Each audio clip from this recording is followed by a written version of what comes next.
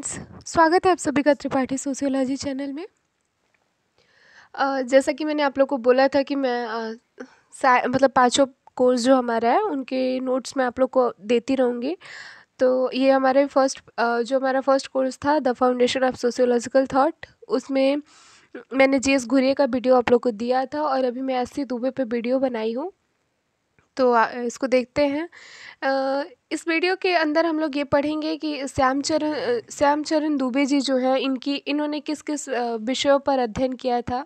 इन्होंने ग्राम पे अध्ययन किया था। फिर मतलब इनकी रचनाएं क्या क्या थी, इनके पद्धति शास्त्र के उपागम जो भी थे और निष्कर्ष क्या निकला इनके, मतलब योगदान क्या क्या था भारतीय समाज पे, मतलब भारतीय ग्राम समाज पे इनका योगदान क्या क्या रहा। तो इन सब के विषय में हम लोग आगे इस वीडियो में पढ़ेंगे।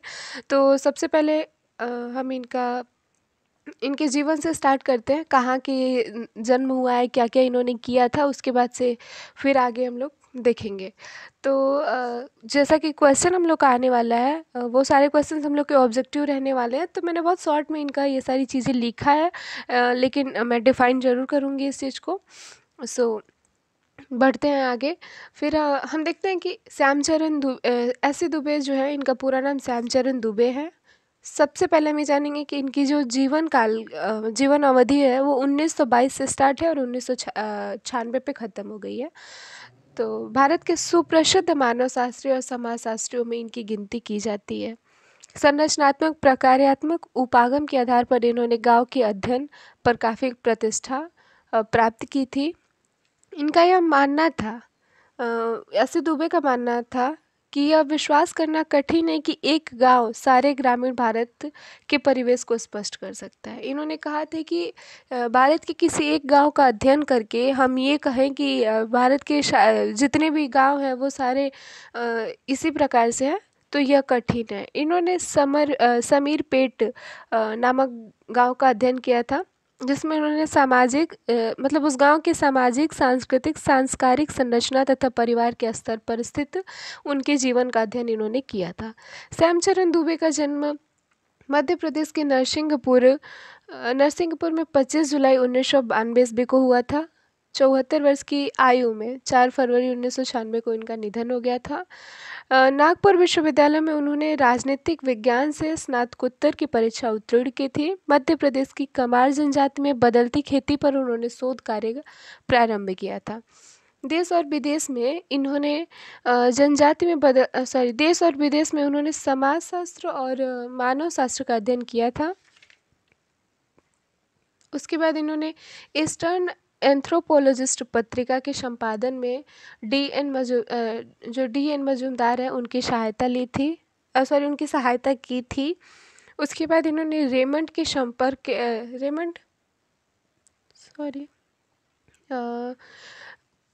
के साथ संपर्क के कारण उन्हें इंडियन विलेज पुस्तक लिखने की प्रेरणा मिली। अंग्रेजी व हिंदी के वे श्रेष्ठ वक्ता भी रहे। उसके बाद इन्होंने national institute of rural community development के सलाहकार भी रहे। सन 1975 एवं 76, 1975 और 1976 में वे अखिल भारतीय समाजशास्त्र परिषद के अध्यक्ष भी रहे और इसी दौरान वो जम्मू विश्वविद्यालय के कुलपति भी रहे। मध्य प्रदेश के विश्वविद्यालय अनुदान आयोग के वे अध्यक्ष भी रहे। तो ये इनका जीवन काल था। फिर इनकी रचनाएं जो भी है उसको मैंने यहाँ पे लिखा हुआ है। अभी फ़िलहाल मैं इसके विषय में आगे और भी बात करूँगी। जो भी चीज़ें यहाँ पे आप लोग देख सकते हैं कि जम्मू यूनिवर्सिटी 1980 से 1983 के बीच वाइस चांसलर के रूप में वहाँ पे काम किए थे।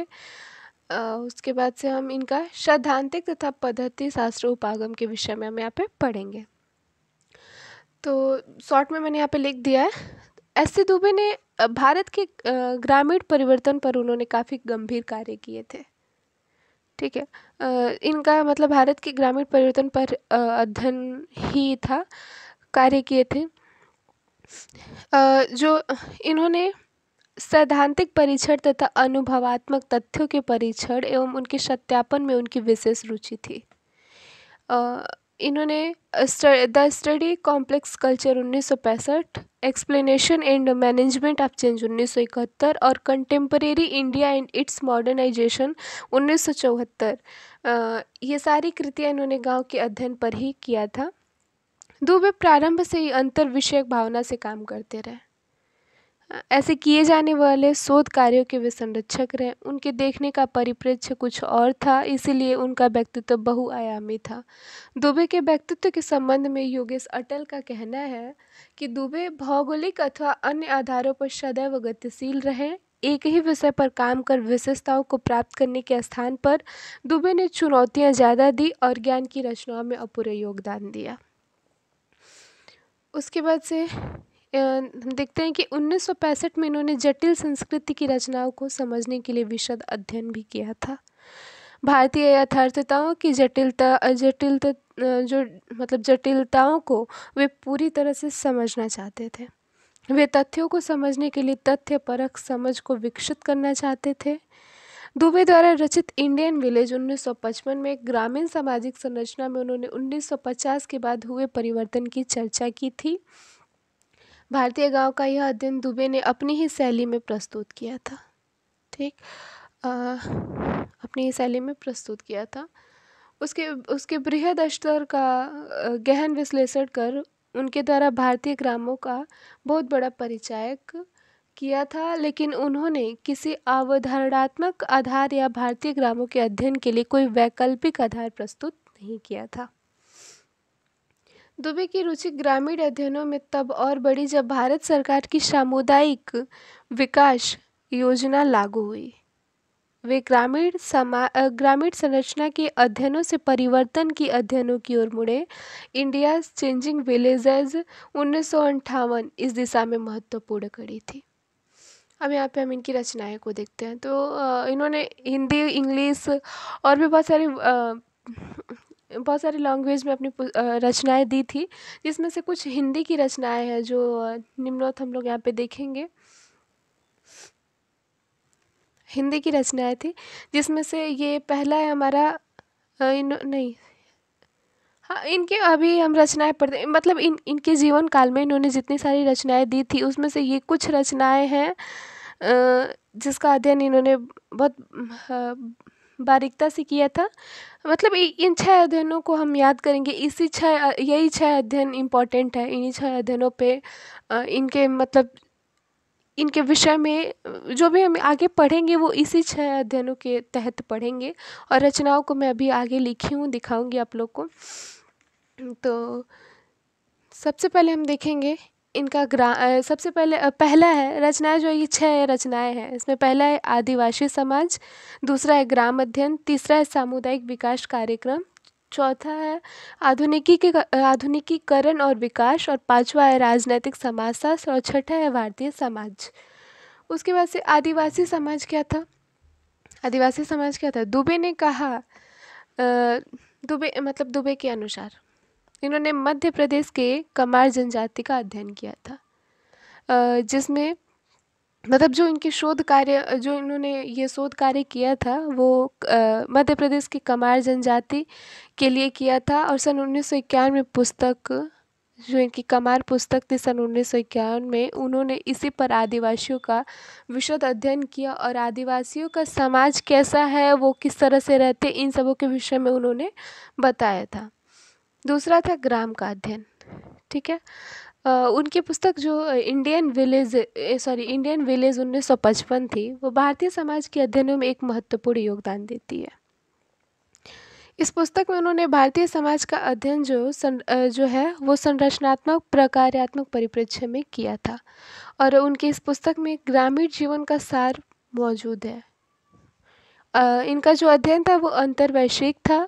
अध्ययन उस्मानिया विश्वविद्यालय के सोशल सर्विस एक्सटेंस प्रोजेक्ट द्वारा आयोजित किया गया था, जिसमें इन्होंने हैदराबाद से लगभग 25 किलोमीटर दूर समीरपेट नामक गांव में किया गया था। गांव की जनसंख्या 2494 थी, जिसमें से 340 मुस्लिम और 19 हिंदू नृजातीय समूह शामिल थे, जिसमें इन्होंने ऐतिहासिक भौगोलिक समाजशास्त्री परिप्रेक्ष्य से तथ्य एकत्रित किए और भारत के अन्य गांवों की तरह इस गांव की आर्थिक और धार्मिक प्रक्रियाओं पर उन्होंने अपना ध्यान केंद्रित किया।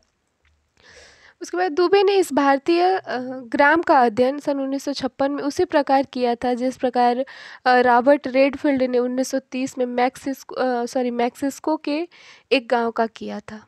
भारतीय ग्रामीण जीवन की जटिल व्यवस्थाओं का यह विशिष्ट चित्रण था। उन्होंने कहा कि भारत में कोई भी गांव पूर्ण रूप से स्वायत्त नहीं है, विस्तृत सामाजिक व्यवस्था की यह एक इकाई है तथा संगठित राजनीतिक व्यवस्था का एक अंग है।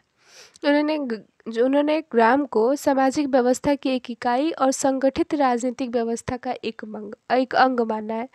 गांव में रहने वाला कोई भी व्यक्ति मात्र ग्राम समुदाय का सदस्य नहीं है, वह किसी न किसी जाति, धर्म या आदिवासियों समूह का सदस्य भी रहा है तथा क्षेत्र में फैले हुए अन्य गांवों में उसका कोई न कोई संबंध जरूर है। इनकी इकाइयाँ आपस में संगठित है और इनका सत्ता प्रतिबंध है। ग्राम का अध्ययन बहुत विस्तृत तथा गंभीर था। ग्रामों पर लिखे गए मोनोग्राफों में पहली रचनाओं में से एक था। उनका मानना था कि भारत में गांव में आर्थिक संरचना का संबंध जातिगत व्यवसायों के बहुत नज़दीक है। इसके बाद से इन्होंने उसके जुड़े 3 मुख्य आधार को बताया था। ग्राम से जुड़े 3 आधारों को इन्होंने बताया था, जिसमें पारिवारिक संस्कार, पहला पारिवारिक संस्कार था, दूसरा गांव के पारिवारिक और सामुदायिक उत्सव थे और तीसरा था इन उत्सवों में हिंदुओं तथा मुसलमानों की समान रूप से भागीदारी। फिर इन्होंने जो जीवन के स्तर है जीवन के स्तर को इन्होंने 6 भागों में डिवाइड किया था, जिसमें से मैंने लिख दिया है पहला धर्म और जाति, दूसरा भूमि का स्वामित्व। तो ये क्वेश्चन आ सकता है कि जीवन स्तर की विवेचनाओं को ऐसे दुबे ने कितने आधार में बांटा था, तो ऐसा आप लोग को ऑप्शन दे सकता है। तो हम देख सकते हैं कि धर्म और जाति है, दूसरा भूमि का स्वामित्व है, तीसरा संपत्ति और चौथा है सरकारी नौकरी में परिस्थिति तथा गांव के संगठन, पांचवा है आयु और छठा है व्यक्तित्व के विविध प्रतिमान। इसी तरह एक और ऑब्जेक्टिव क्वेश्चन हमें मिल जाता है कि जीवन जीने के स्तर को एस.टी. दुबे ने कितने भागों या कितने आधार में विभक्त किया था। तो 4 आधार हैं। पहला अमीर है, दूसरा ठीक ठाक स्थिति है, तीसरा औसत है और चौथा गरीबी है। तो इसको भी हम लोग पढ़ सकते हैं। फिर समाज का निरंतरता तथा परिवर्तन किस प्रकार हुआ, तो इसके विषय में भी एस.टी. दुबे ने बताया है। तो हम यहाँ पे देख सकते हैं कि परिवार के संगठन में, मतलब यहाँ पे सिंपल हम पहले देखें कि परिवर्तन के स्रोत जो हैं वो बहुकार्डीय हो सकते हैं। ठीक है, अब तक सामाजिक परिवर्तन के लिए सरकारी प्रयत्नों की चर्चा की गई है। परिवार के संगठन में लोगों में बदलाव और मनोवृत्तियों ने परिवर्तन में नई व्यवस्थाएं उत्पन्न की हैं। थोड़ा बहुत परिवर्तन जाति व्यवस्था में भी हुआ है, देखने को मिल रहा है। थोड़ा बहुत अभी थोड़ा थोड़ा ही हो रहा है, जाति व्यवस्था में भी हुआ है। और पारंपरिक रूप में ग्राम सभा के सदस्य गांव के बुजुर्ग हुआ करते थे और पिता की मृत्यु के बाद उनका बेटा ग्राम सभा का सदस्य बन जाता था। लेकिन अब गांव में रह रहे जो भी अधिकारी हैं वो अपना प्रभाव गांव सभा के सदस्यों पर डालते हैं और अपना हित सिद्ध करने के लिए निर्णय करने की प्रक्रिया पर प्रभाव डालते हैं। जहाँ तक व्यवसायों का प्रश्न है, ग्राम में लोग अपने व्यवसाय में परिवर्तन करने के लिए लगे हुए हैं। जैसे खेती के लिए नए औजारों और मशीनों का उपयोग, नई स्थितियाँ बदली है। फिर हम यहाँ पे देख सकते हैं कि पाश्चात्य तकनीकों पर भी आधारित जो हमारा बस है, रेलवे है, बिजली है और बिजली के उपकरण है इत्यादि, मतलब नई नई चीज़ें विकसित हुई हैं और उसके संदर्भ में मतलब उसकी जो उपयोग है वो संदर्भ में सामने आए हैं। संचार सुविधाओं ने भी अपनी परिस्थितियों को बदला है। नगरों के साथ संपर्क ने सामाजिक जीवन जीने में कई संशोधन किए हैं, लेकिन संतुलन की आकांक्षा शहरों और गांवों के बीच कोई बड़ा अंतर पैदा नहीं किया है। उसके बाद से हम जाति की श्रेणियों को देखेंगे। तो यहाँ पे हम देखते हैं कि दुबे ने उन्नीस सॉरी, दुबे का जो ये प्रोफाइल ये था, पुस्तक था उनका, दुबे और डी.एन. मजूमदार द्वारा जो संपादित पुस्तक थी, रूरल प्रोफाइल ऑफ इंडिया 1955। इसमें दुबे का एक लेख था, कॉस्टर्स इन तेलंगाना विलेज।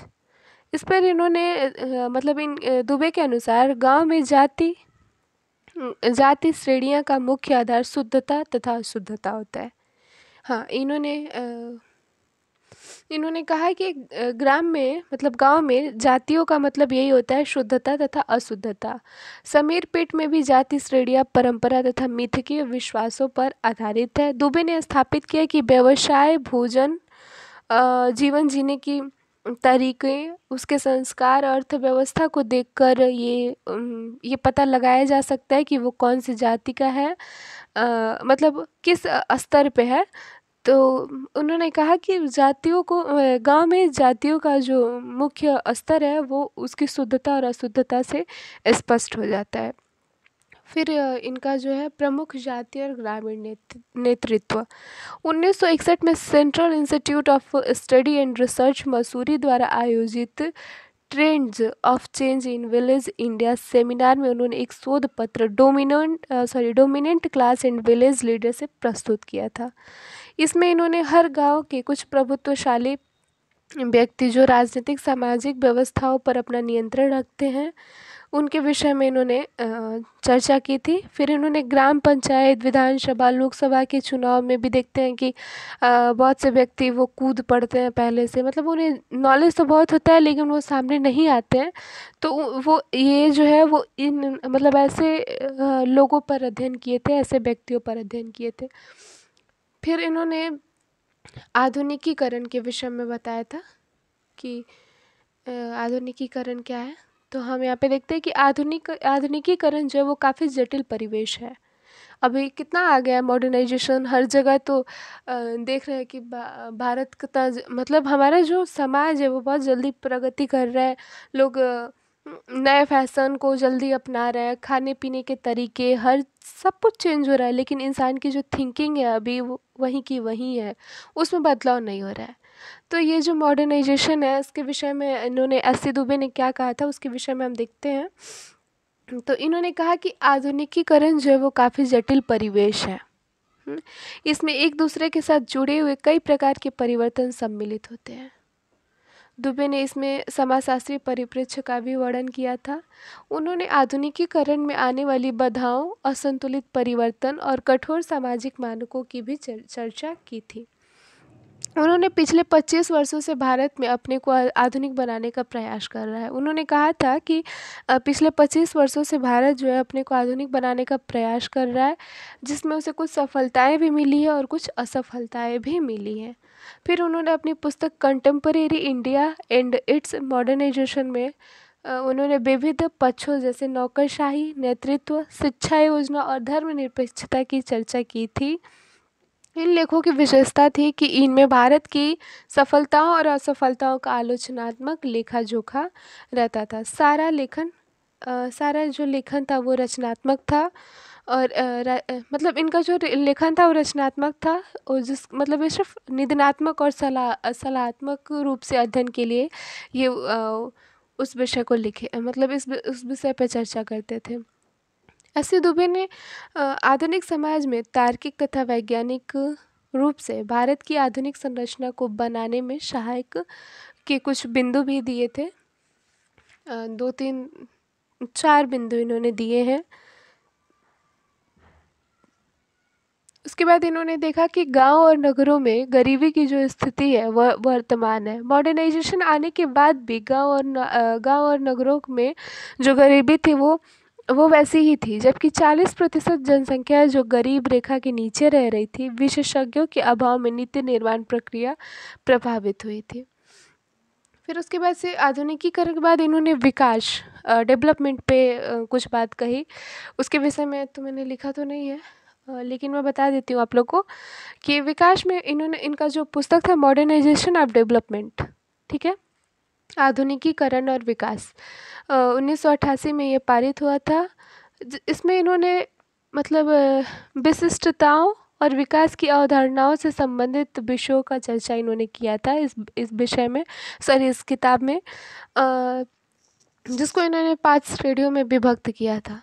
प्रथम श्रेणी के अंतर्गत इन्होंने कहा था कि विकास का अर्थ है आर्थिक विकास, और अर्थशास्त्रीय अर्थ में इसका अर्थ है आर्थिक वृद्धि पर केंद्रित विचार।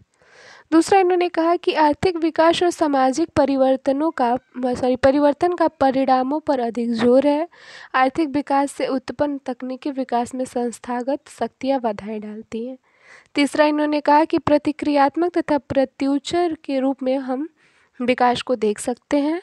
चतुर्थ रूप में इन्होंने कहा कि लोगों को विश्व तथा राष्ट्रीय व्यवस्था को समझना पड़ेगा। अगर मानवीय अस्तित्व की चर्चा करें तो दोनों को बदलना पड़ेगा विकास के लिए।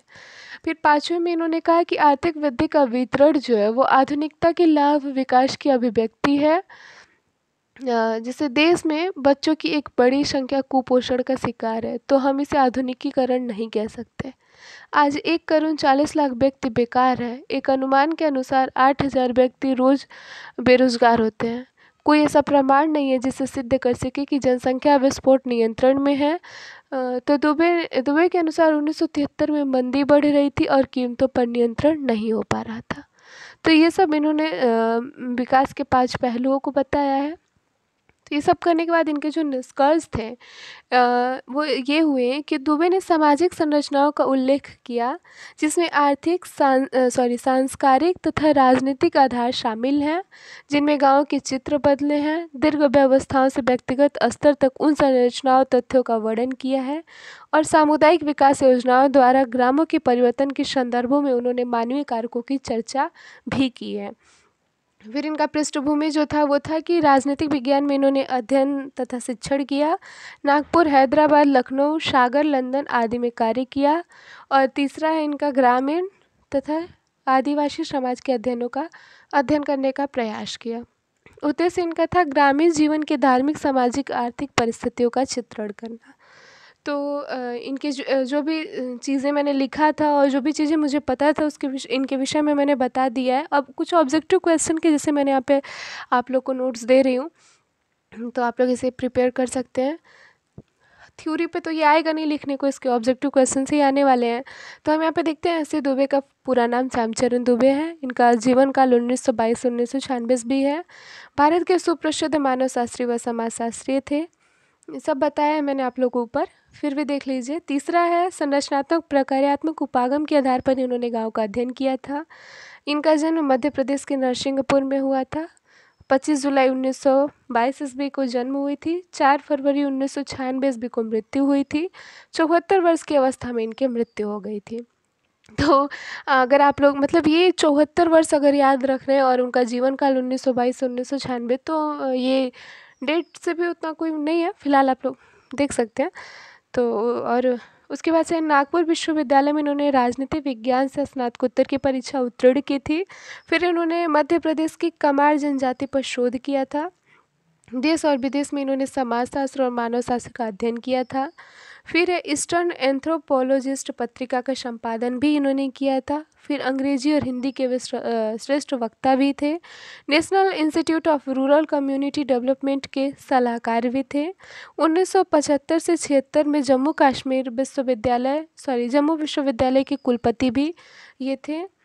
जो रचनाएं थी इनमें इन्होंने हिंदी में भी कुछ रचनाएं लिखी थी, जिसमें पहला है मानव और संस्कृति, दूसरा है भारतीय ग्राम, तीसरा है विकास का समाजशास्त्र, और चौथा है इनका यही विकास का समाजशास्त्र, हाँ चौथा है इनका संक्रमण की पीड़ा। फिर इन्होंने भारतीय समाज परिचय माला के वे संपादक भी रहे।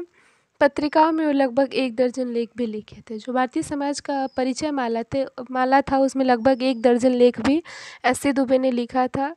फिर इनकी रचनाओं को मैंने बोला था अभी नीचे मैं दूंगी आप लोग को। तो इनकी जो ये रचनाएं हैं वो है, जिसमें पहला है द कमार इंडियन विलेज 1955, दूसरा है इंडियाज चेंजिंग विलेजेस 1958, तीसरा है institution building for community development 1968, चौथा है contemporary India and its modernisation 1974, पाँचवा है ट्राइबल हेरिटेज ऑफ इंडिया 1977, छठा है अंडरस्टैंडिंग सोसाइटी 1977। सातवां है मॉडर्नाइजेशन ऑफ डेवलपमेंट 1988। आठवां है ट्रेडिशनल इन डेवलपमेंट 1990। नौवां है अंडरस्टैंडिंग चेंज 1990, इंडियन सोसाइटी 1990। 11वां है the study of complex culture 1965। और 12वां explanation and management of change 1971। तो ये मैंने आज आप लोग को एस सी दुबे के विषय में दे दिया है। और इसके बाद मतलब हमारा फर्स्ट पेपर जो है, फर्स्ट पेपर इसका मैंने एस सी दुबे को दे दिया आप लोग को।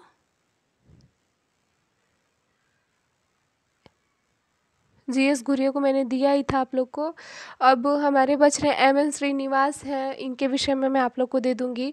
और भी लोग हैं, तो देखते हैं हम इसके बाद से आप लोग के लिए वीडियो बनाते हैं एम एन श्रीनिवास पे। तब तक इस वीडियो को लाइक कीजिए, शेयर कीजिए, सब्सक्राइब कीजिए और कोशिश कीजिए ज़्यादा से ज़्यादा स्टूडेंट तक इसको पहुंचाने के लिए। Thank you so much.